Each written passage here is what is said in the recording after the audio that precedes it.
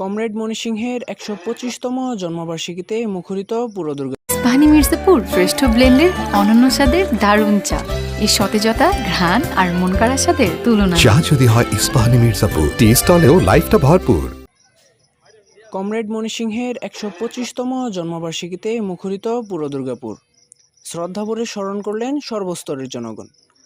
শ্রমজীবী মানুষের অধিকার আদায়ের সংগ্রামী কিংবদন্তি পুরুষ, কমিউনিস্ট পার্টির অন্যতম ব্যক্তিত্ব কমরেড মণি সিংহ।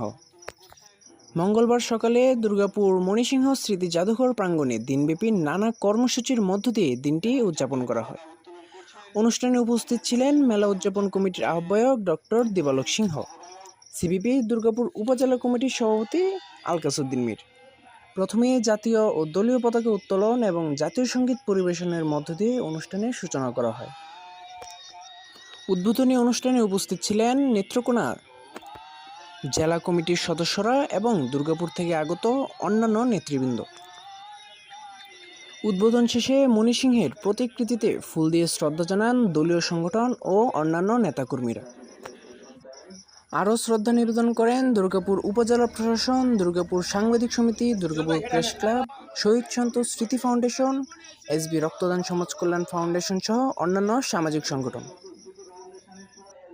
শ্রদ্ধা নিবেদন শেষে শুরু হয় বৃক্ষরোপণ কর্মসূচি।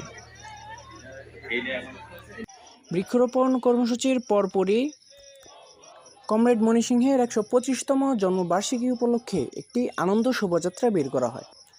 শোভাযাত্রাটি পৌর শহরের বিভিন্ন প্রধান সড়ক প্রদক্ষিণ করে পুনরায় জাদুঘর প্রাঙ্গণে এসে শেষ হয়। এ সময় স্মৃতিচারণ করেন আলকাসুদ্দিন মীর সহ অনেকেই। মণি সিংহের ত্যাগ, মণি সিংহের যে আদর্শ, মণি সিংহের যে জীবন সংগ্রাম, সেটা সেই অনুসারে আমরা কমিউনিস্ট পার্টি একানকার আমরা যারা উত্তরসূরি হিসাবে আছি, আমরা বিশ্বাস করি যে মানব মুক্তি অবশ্যই আসবে, তবে সহজভাবে আসবে না, আন্দোলনের মধ্য দিয়ে আসবে। কমরেড মণি সিংহ বাংলাদেশের একজন মহান নেতা ছিলেন।